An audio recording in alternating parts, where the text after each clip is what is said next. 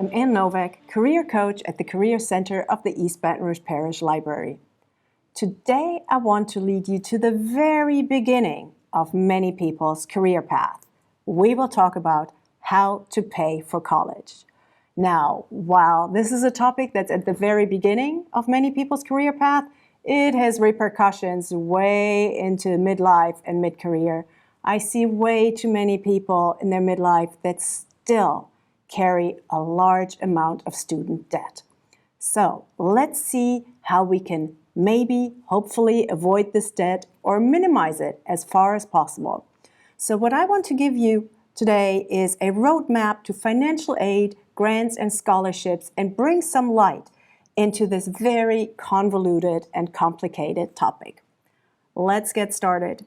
Do you have any idea how expensive college is? I knew it was expensive. I have to admit, I had no idea just how expensive until I started looking at this much more closely.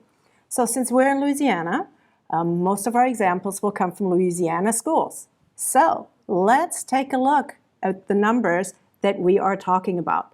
Let's start with our state flagship, LSU.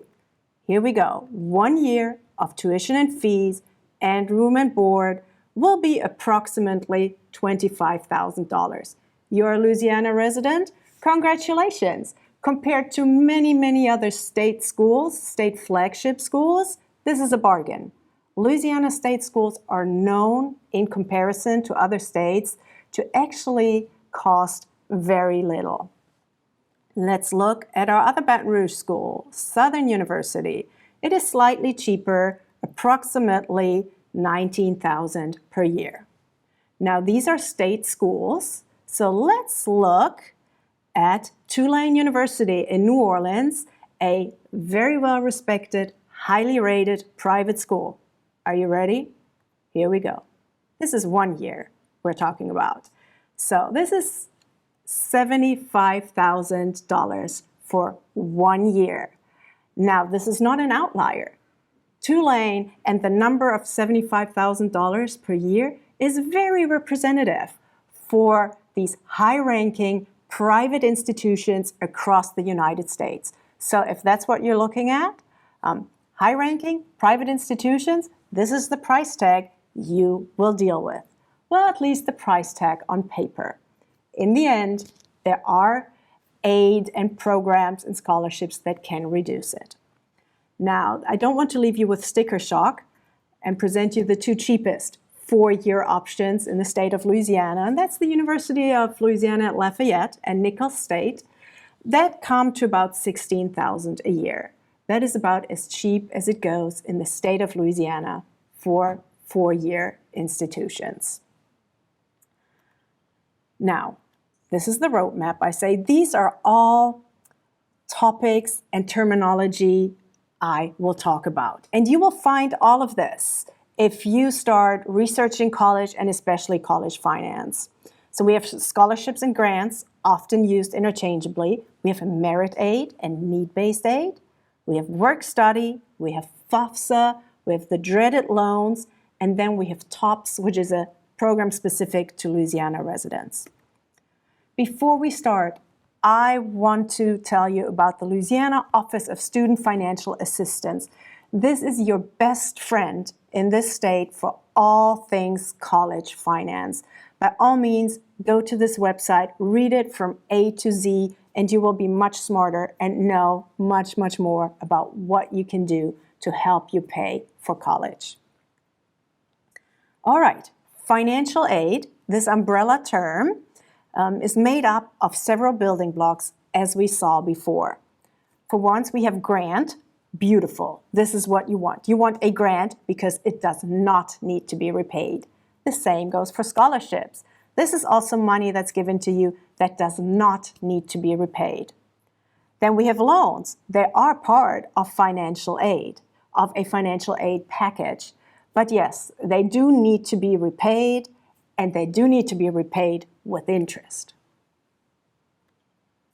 Let's talk about need-based versus merit aid, two very different animals. Need-based aid is a financial aid award that is based on the parent's financial situation.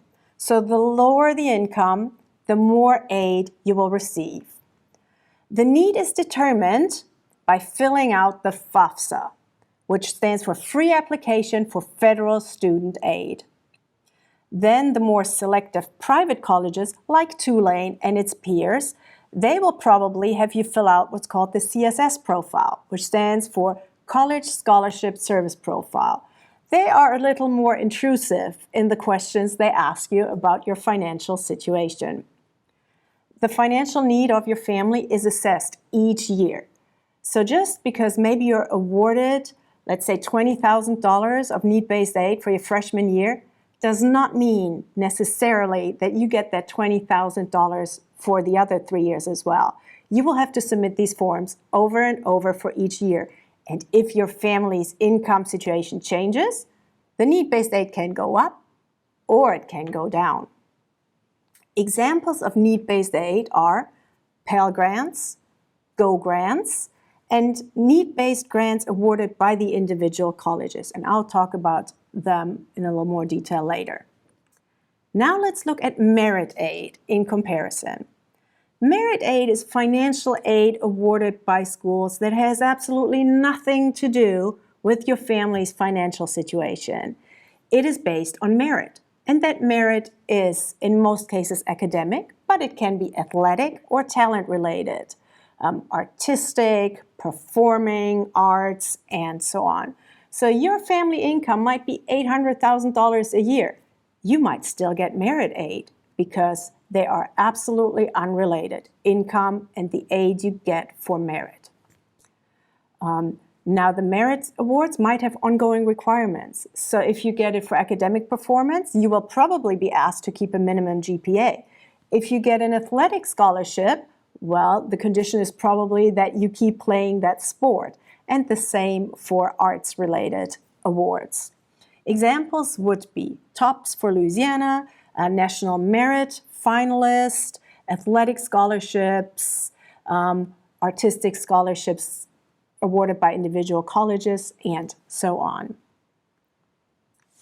FAFSA. This is a term you will hear over and over and over again. And it is really the beginning point, and you absolutely need to complete it if you think you qualify for any kind of need-based financial aid. So it stands for the Free Application for Federal Student Aid. In Louisiana, it is a high school graduation requirement. So if you go to high school in Louisiana, you either have to complete this form or your parents will have to sign a waiver that they opt out. But you will have to deal with this if you go to high school in the state of Louisiana. It is always based on the tax returns of 2 years prior. So for the class of 2022 that we have upcoming now, our next high school graduation class, they will fill out the FAFSA with their parents' tax returns of 2020. For FAFSA, they look at mainly income, retirement accounts, life insurance, home equity are not taken into consideration. So they look at your financial data, they put it all, into an algorithm, and out comes the EFC, one of the most dreaded terms in college application and college finance. It is the expected family contribution. So it spits out a number.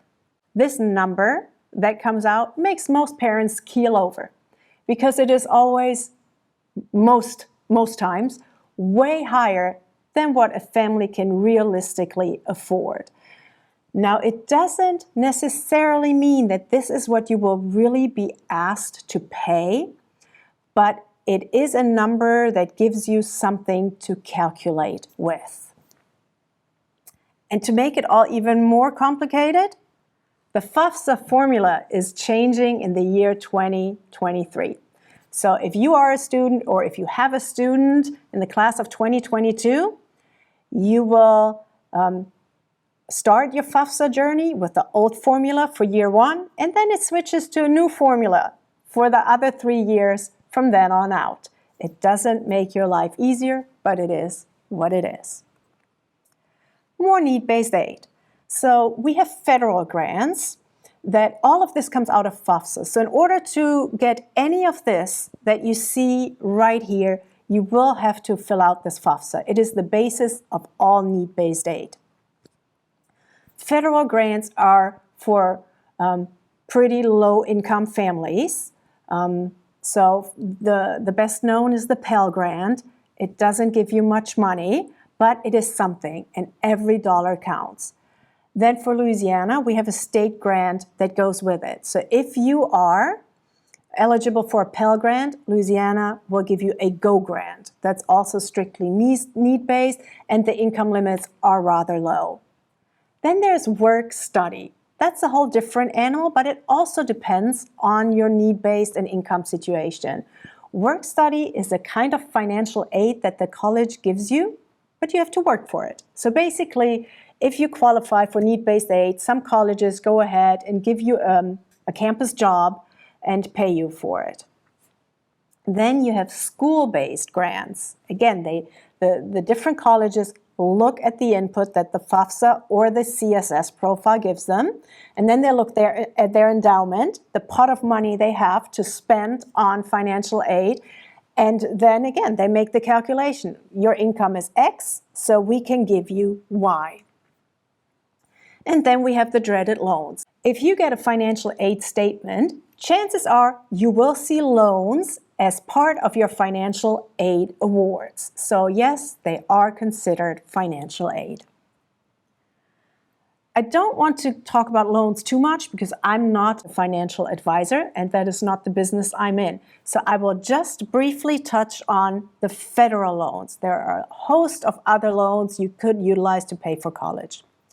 So federal loans, there are two kinds. One are the direct subsidized loans. And again, if you qualify for those, depends on your income.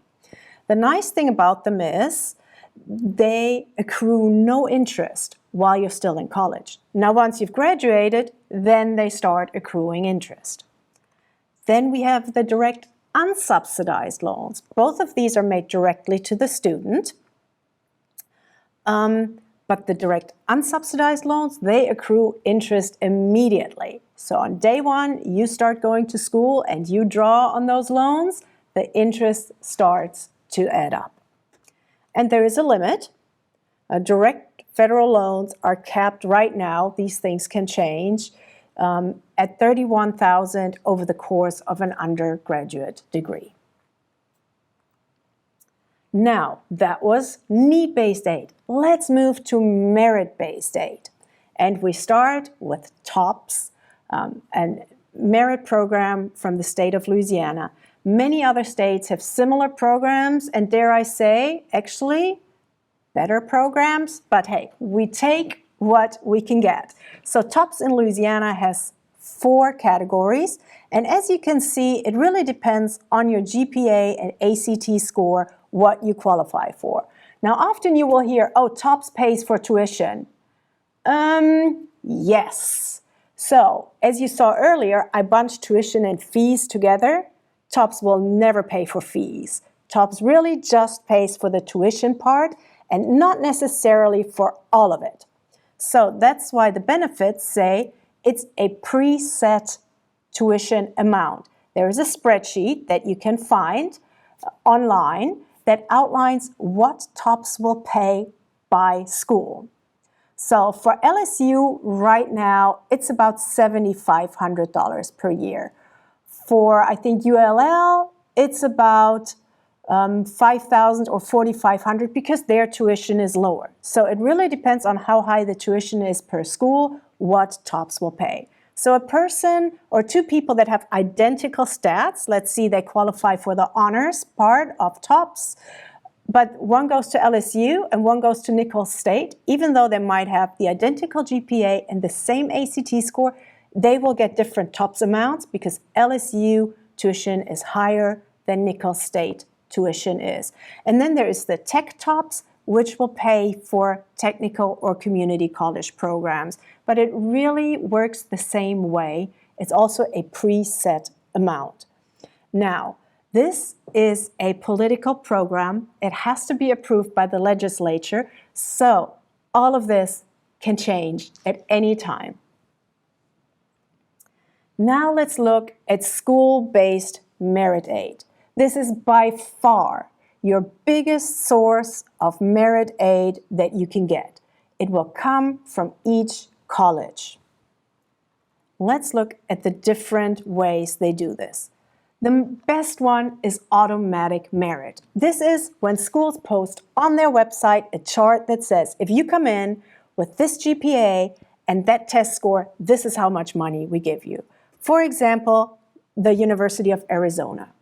This is their auto merit chart. Now, normally it used to be GPA plus test scores, but since COVID, so many schools have gone test optional, that many schools took away the test score requirement, such as the University of Arizona, which you see right now, all it does, it depends on GPA. So if you apply to the University of Arizona with a 4.0 GPA and you are an out-of-state resident, you get $35,000 in financial aid right off the bat. It's auto merit that you automatically get with your scores. So search the college websites under their financial aid tab and see if they list these merit charts. Usually it's state universities that do that, and unfortunately not all of them, but it's beautiful if they do. Then there are department-specific awards. Sometimes it's the engineering department offers a number of scholarships or awards for the top 20 engineering applicants. So maybe then you get $35,000 in auto merit, and if you are accepted into the engineering department, maybe they give you another $10,000 on top. Again, you have to do the research. There is not this one beautiful website that tells you which school gives what auto merit and which departmental awards. This takes a lot of research, it takes a lot of time, and it can pay off beautifully if you do this research.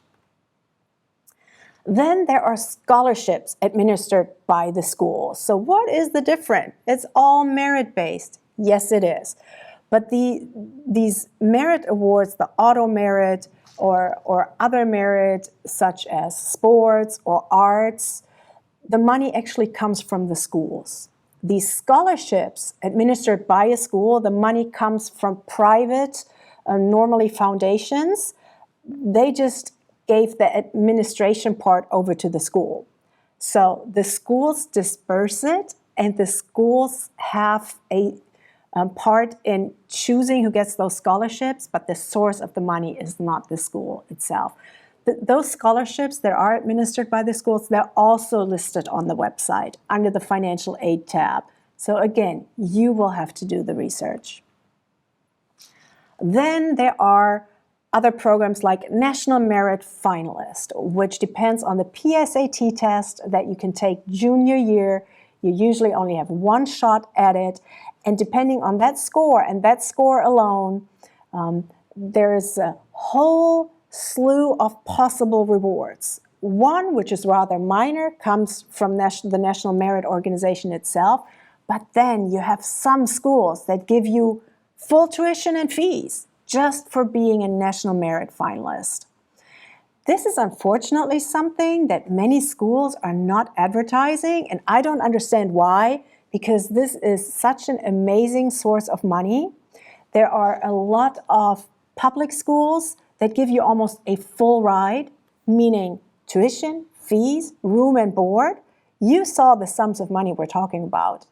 If your child can be a National Merit Finalist, if you have a good test taker, you can get all of this paid for. Then there are a bunch of nice private schools that also give you a sizable award for this. And then there are athletic scholarships.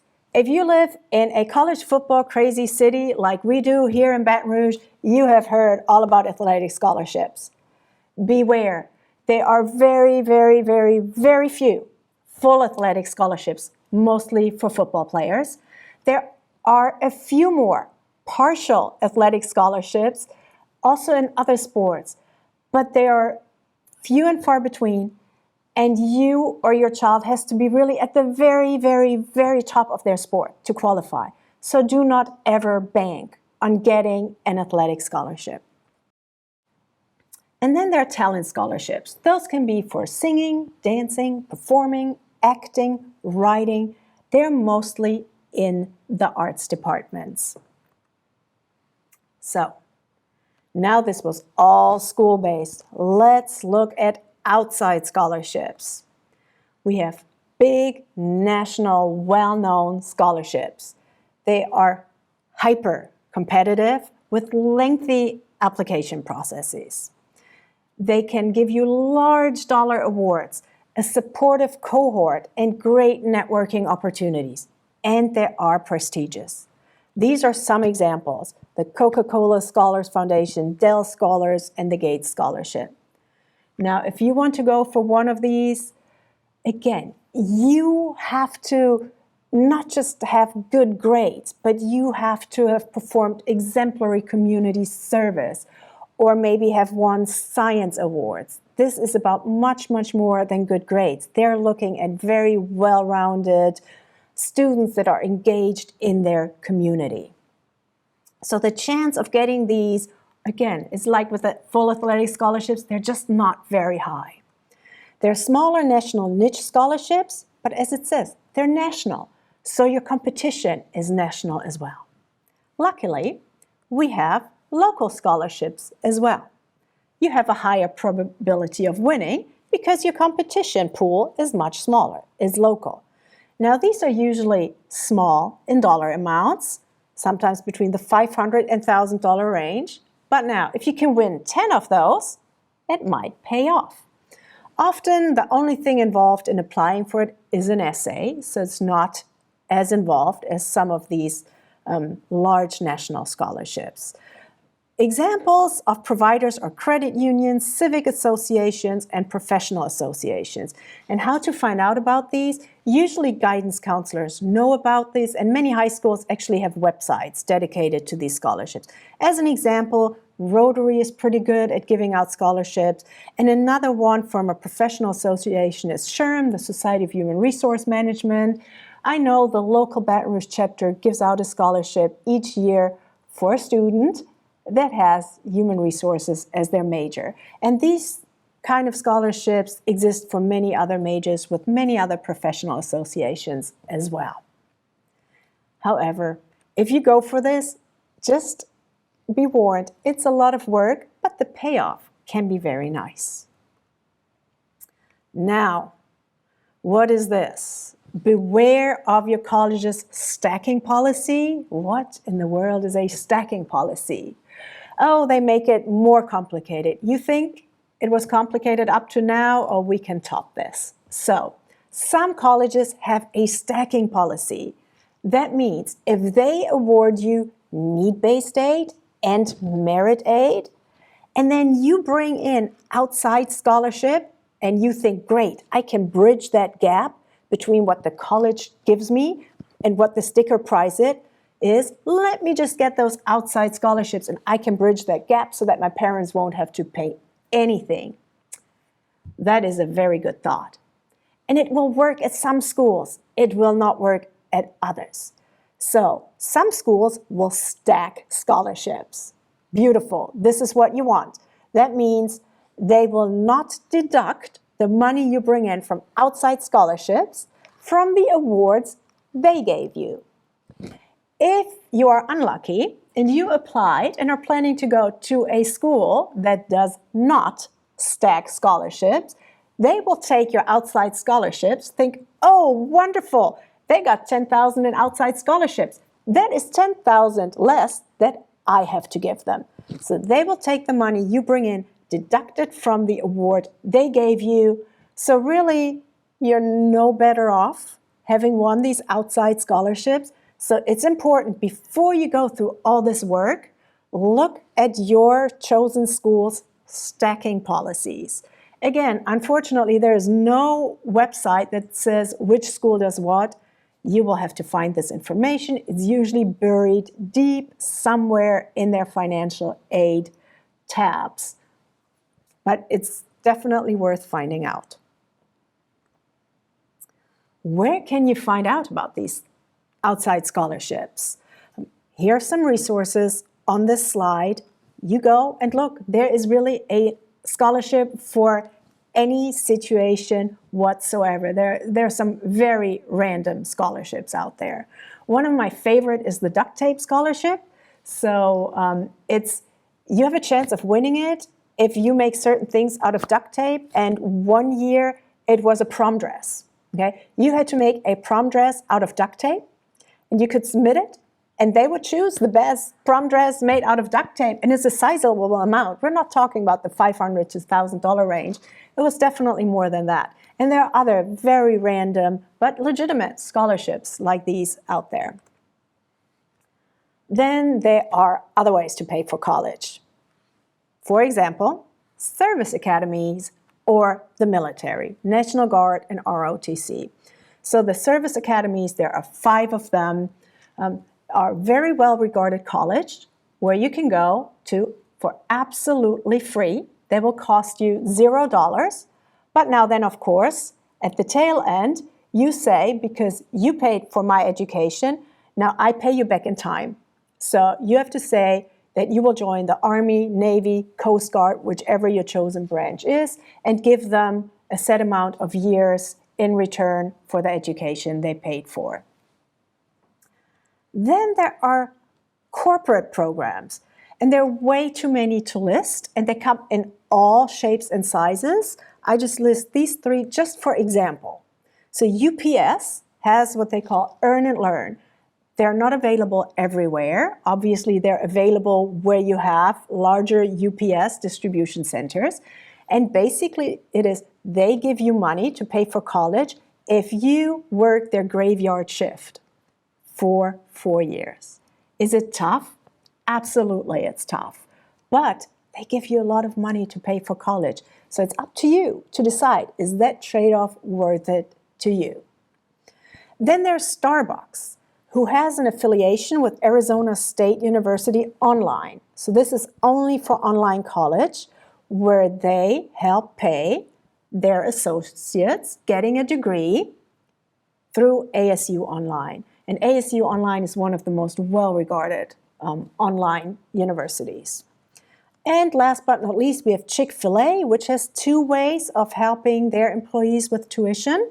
For ones, they can give you scholarships, but they also have tuition discount agreements with certain schools. So again, it's up to you to find out if your school is on that list. But Chick-fil-A went ahead and talked to certain schools and said, look, if our employees come and study at your school, we pay part of the tuition, or you give them a discount. Anyway, it's to the benefit of the employee. There are many, many more programs like these out there. So that is another way to help you pay for college. Now we're almost to the end and coming to an interesting concept. It's called chasing merit. This is mostly, but not only, for those families that make too much income to qualify for need-based aid, but they do not make enough income to pay $75,000 a year for one child for 4 years of college. So they're kind of stuck in the middle. They don't get need-based aid, but they can't afford to pay the full sticker price. What can you do? Well, then there's this concept of chasing merit. So that means you look for those schools where your child, with the stats, meaning GPA and test scores that they have, can get a lot of merit aid from the schools. Yes, it again takes lots of research, but the payoff can be huge. So how do you find those schools? First of all, you really want to read the Yellow Book by Jeffrey Selingo, Who Gets In and Why. He writes at length about this, and he also gives good tips about how to go about finding those schools. Basically, all colleges have what's called a common data set, and that's where they publish percentages of aid given, merit aid versus need-based aid. What are the stats that they give merit aid for? So if you have the time and willingness to dig through these common data sets, you can find out if a certain college gives a lot of merit aid and what the stats level is. So chances are, if your student has a 4.0 GPA, and let's say a 32 or above ACT, they will qualify for very good merit aid at many schools. So these are two books. They're very new. They both came out in 2020, I believe, and are absolutely worth your time. This was a lot. I threw a lot of information at you, but this is an insanely complicated topic and has so many repercussions when we talk about this student loan epidemic. So it's really worth for you spending your time and effort on. So here's my parting advice. Grades equal money. Short and sweet. The higher your grades, the higher your test scores, the more money the schools will pay you in order for you to attend. Take the PSAT seriously. You get one shot at it. That is in junior year. That is the test that will determine if you go on to become a national merit finalist, and that opens so many doors for a lot of financial aid from colleges. Start saving really early. If you are a parent, squirrel money away as early as you can into a 529 college savings account or others. There are many other vehicles you can use. If it's just $20 a month, if that's all you can afford, great. It's going to add up over time. Start the college search early. If you have listened until now, you now know how complicated and time-consuming it is to do all this research, so you really want to start early. And conduct your search strategically. As you have seen, sometimes you can pick schools by how much they pay for national merit, for your stats, or anything. So don't maybe just go and say, oh, these are the schools I like because they have the best football team or the best theater department or whatever it is. Maybe look strategically of who offers the best aid for your situation. Run net price calculators. Every college on their website under the financial aid tab has a net price calculator. Basically, you plug in certain income and asset numbers, and it will spit out an estimate of what that particular college will charge you. So before you go in, before your child does the lengthy application process, you might already know this is completely outside your price range, and then you can save that time and effort. Last but not least, good luck.